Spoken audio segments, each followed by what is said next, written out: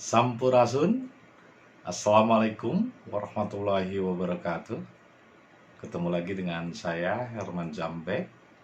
Kali ini saya akan membahas tentang malam Lailatul Qadar. Tapi sebelumnya seperti biasa, yuk mari kita ngopi. Ngobrol perihal iman, ngobrol perihal Islam. Luar biasa.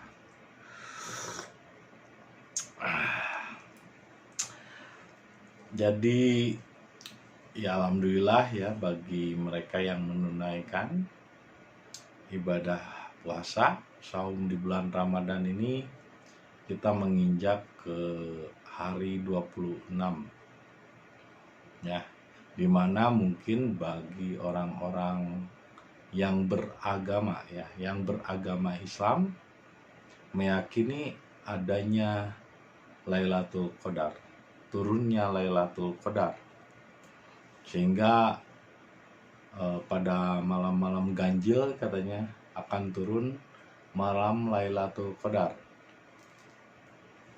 Sebetulnya apa sih malam Lailatul Qadar itu?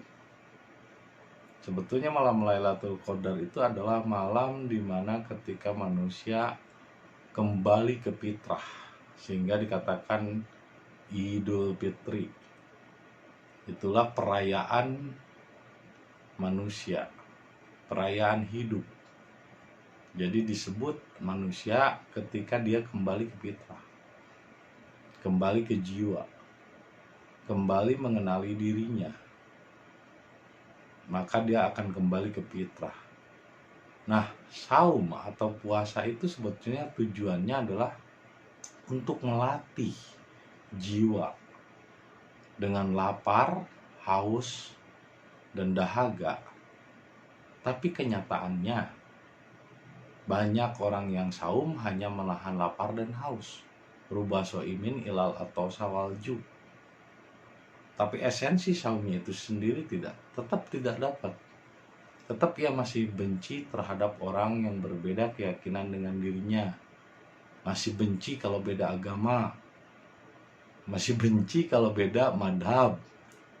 Nah, ini yang membuat hatinya tidak kembali ke fitrah. Hatinya dirasuki oleh penyakit. Nah, kalau di dalam hatinya udah ada penyakit, fi qulubihim maradun fazadahumullahu marado. Di dalam hatinya ada penyakit, maka semakin bertambah penyakitnya itu. Sehingga lama-lama ekspresi wajahnya akan muram. Wajahnya akan hitam. Ya itu nyata loh. Saya perhatikan ada di kampung saya tetangga yang iri, dengki gitu, benci sama orang. Lama-lama ketika saya perhatikan wajahnya menghitam, penuh dengan kemuraman. Jadi kalau ada orang lain iri, ada orang lain sukses, iri, dia dengki, dalam hatinya terus berkecamuk memikirkan orang lain. Nah, bagaimana ia melakukan yang dinamakan saum atau puasa? Pada kenyataannya hanyalah menahan lapar dan haus, hanya melaksanakan tugas-tugas yang diperintah oleh agama. Jadi puasa bulan Ramadan itu adalah perintah agama. Oh tidak, katanya ini perintah Allah. Ya bertemu gak dengan Allahnya?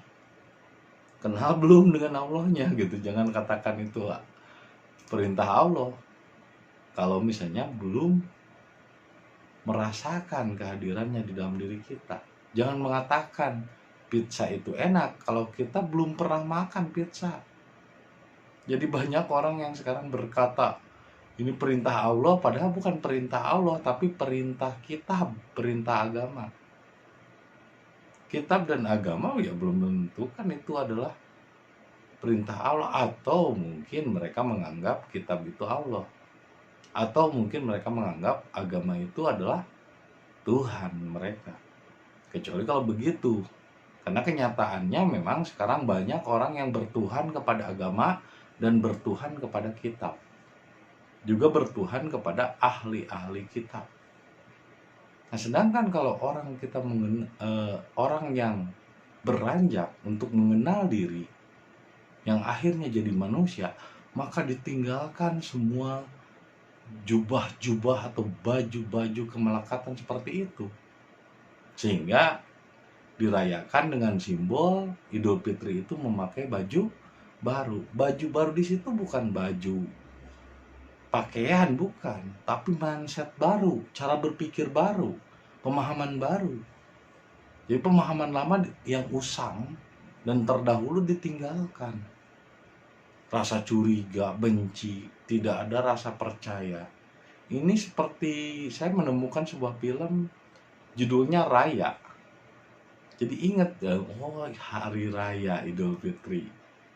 Orang ketika hari raya dia menemukan sesuatu baru. Sesuatu rasa yang baru, yang bahagia. Akhirnya menggunakan pakaian baru. Nah, bukan simbol pakaian itu, bukan pakaiannya, tapi mindsetnya, cara berpikir, rasanya juga aja kembali ke fitrah.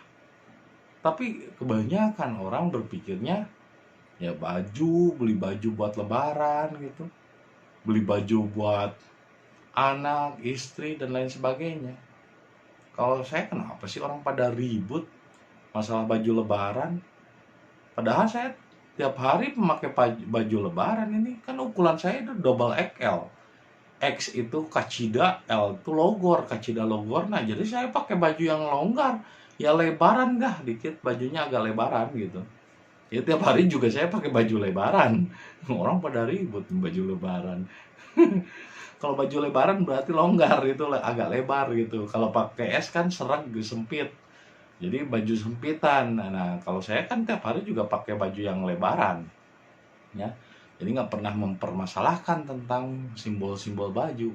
Yang diutamakan itu adalah menggunakan baju baru, mindset baru, pemahaman baru, bahwa Lailatul Qadar tidak perlu ditunggu, tidak perlu ditentukan tanggal 27, malam 27 Ramadan katanya begini begitu. Akhirnya kita jadi percaya mitos dan percaya hal-hal yang disebut tahayul. Sehingga Lailatul Qadar ini akhirnya disangka seperti makhluk. Disangka seperti satu benda gitu yang datang. Kan? Ditungguin sampai malam. Bukan itu. Malam Lailatul Qadar adalah malam ketika turunnya cahaya dan turunnya wahyu kepada Nabi Muhammad. Dan itu bukan sesuatu yang ditunggu, diharapkan, apalagi diinginkan. Nggak akan terjadi. Itu sesuatu yang harus dilakukan ketika kita melepas baju-baju lama, baju-baju kuno, pemikiran-pemikiran kuno, pemikiran-pemikiran primitif. Seperti membenci perbedaan, itu pemikiran yang primitif. Karena di zaman dulu, seperti Gobin Pai, Kundun Pai misalnya, Butong dan lain sebagainya, ketika bertemu saling beradu. Karena apa? Karena mereka tidak mau menerima perbedaan. Begitupun zaman-zaman kerajaan kuno. Kenapa antara satu suku dengan suku lain saling berperang? Karena mereka tidak mau menerima perbedaan. Inginnya semuanya seragam. Kalau ada yang beda, berantem.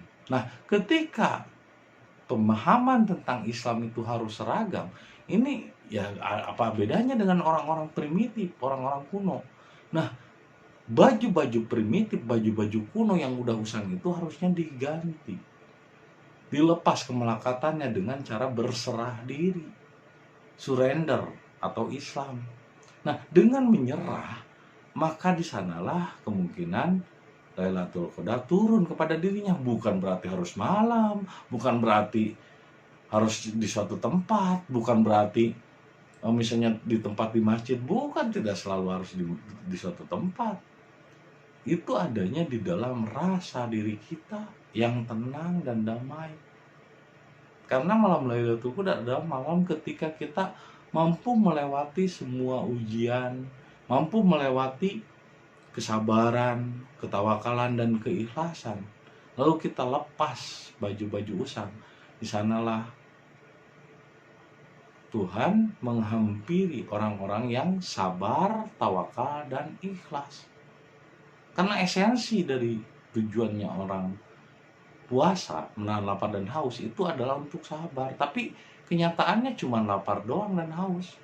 Nah, kalau misalnya tujuan puasa ini cuma lapar dan haus, orang Ethiopia lebih pantas dong masuk surga, lebih pantas dong Islam, karena mereka tiap hari mah menahan lapar dan haus. Tujuan puasa itu bukan lapar dan haus, tapi melatih sabar, melatih jujur, dan melatih tawakal. Sajuta, sabar, jujur, dan tawakal. Nah, dalam film animasi si Raya ini juga naga itu sebagai simbol spirit, simbol cinta, simbol hati. Dimana ketika manusia melakukan segala sesuatu dengan hati, dengan cinta, maka itu akan bisa menyatukan perbedaan. Ini kelompok taring, ini kelompok misalnya tulang, ini kelompok ini untuk kelompok harimau dan lain sebagainya, digabungkan menjadi satu, sehingga membentuk satu persatuan yang damai. Tapi kenyataannya manusia berperang satu sama lain untuk sebuah simbol dari mutiara naga. Ini sama seperti sekarang orang mengejar Lailatul Qadar, sama seperti orang mengejar simbol naga, simbol mutiara, sampai akhirnya pecah mutiara tersebut, gitu kan? Karena apa? Orang jadi berebut kepada simbolnya, kepada berhalanya. Orang masih mempertuhan simbol, berarti masih mempertuhan berhala. Padahal Lailatul Qadar, puasa itu simbol. Sholat juga simbol. Begini kan simbol. Hakikatnya apa? Menyerah pikiran. Sujud itu menyerah pikiran. Pikirannya disimpan di tempat paling rendah. Itu sujud. Tapi kenyataannya orang hanya melakukan rutinitas simbol dalam beragama, tidak kena kepada esensinya, tidak masuk ke dalam ruang ruh yang lebih dalam. Nah, ini di film Raya pun begitu. Akhirnya satu kubu dengan kubu lain saling berperang. Ini kan jadi primitif, tidak percaya satu sama lain. Sampai akhirnya ketika naga itu muncul dan mempercayai orang yang mungkin dianggap jahat, padahal dalam lubuk hatinya dia pun tujuannya untuk kedamaian, ketentraman. Akhirnya ketika kepercayaan itu diberikan, di sanalah munculnya Lailatul Qadar, di sanalah kembali spiritual Islam, spiritnya, ruhnya bangkit. Tapi sekarang bagaimana ruh Islam akan kembali bangkit? Semua menggunakan nama Islam, tapi kelakuannya tidak Islami. Syirik, iri, dengki sama yang berbeda aja paham, dianggapnya menghina dan mencela. Atau jangan-jangan merasa dihina dan merasa didolimi itu datang dari penyakit hati itu sendiri. Karena tanpa sadar sebetulnya ia sendiri yang telah menghina dan mencela pujaannya. Seperti ketika Nabi mengatakan, jangan kau kultuskan aku. Tapi kenyataannya umat-umat yang beragama Islam sekarang mengkultuskan Nabi Muhammad melebihi apapun, sehingga seolah-olah Nabi Muhammad itu jadi Tuhan. Ya sama dalam Kristen juga, seolah-olah Yesus itu manusia yang dijelmai oleh Tuhan. Tapi bukan berarti kita mempertuhan, karena setiap diri dari Anda pun bisa melakukan hal yang sama. Ibaratnya misalnya orang Kristen itu ngefans sama Pele, terus orang Islam itu ngefans sama Maradona. Nah, Anda pun bisa menjadi Cristiano Ronaldo di abad ini, di zaman ini. Jadi jangan terjebak dengan pengkultusan, karena kalau kita masih mengkultuskan, itu juga berarti kita masih menyembah berhala, menyembah sosok, menyembah orang, bukan menyembah intinya. Ibaratnya beginilah, Tuhan itu mengirimkan sesuatu, Lailatul Qadar, terus disampaikanlah oleh kurir. Nah, Nabi Muhammad atau Nabi Isa itu kurir ibaratnya. Kan penyampai berita, menyampaikan berita, menyampaikan suatu pandangan yang tidak dipandang oleh orang lain. Dia kurir gitu, menyampaikan suatu berita. Ini kok orang-orang itu sekarang malah memuja kurirnya, menyembah kurirnya, kan menganggap hebat kurirnya. Padahal dia cuma kurir biasa saja, seperti manusia biasa seperti saya. Saya manusia biasa, cuman kurir.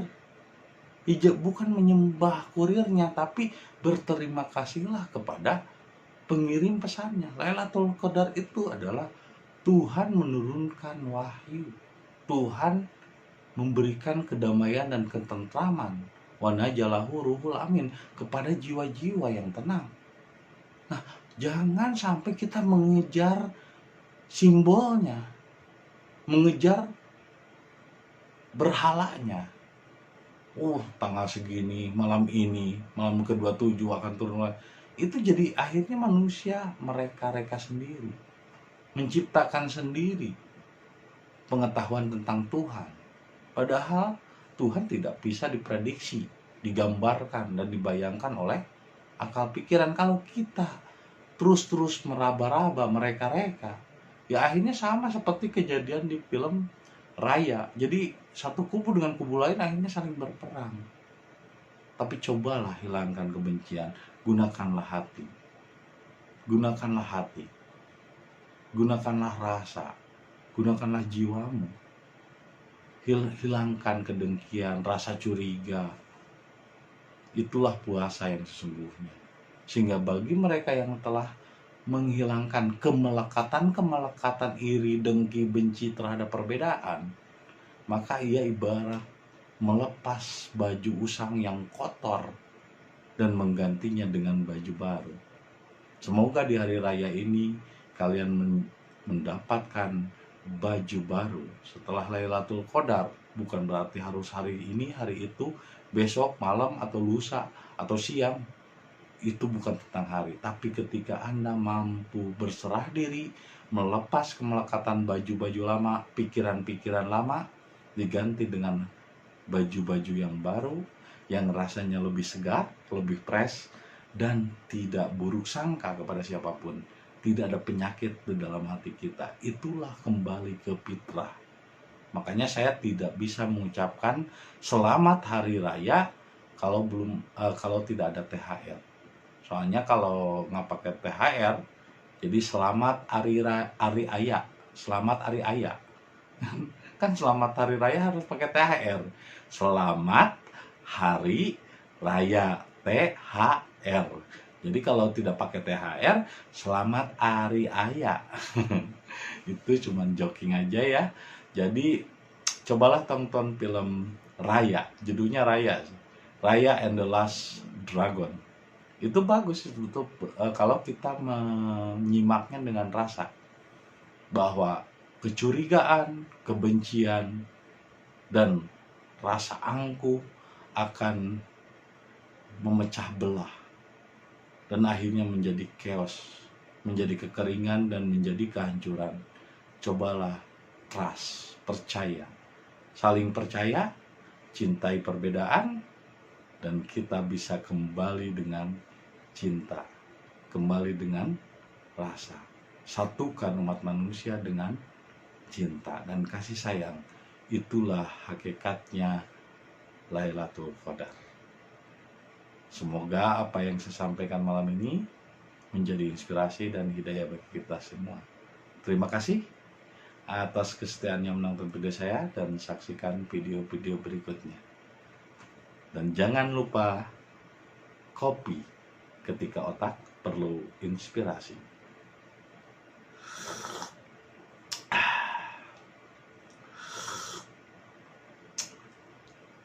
Sampai jumpa lagi. Sampurasun.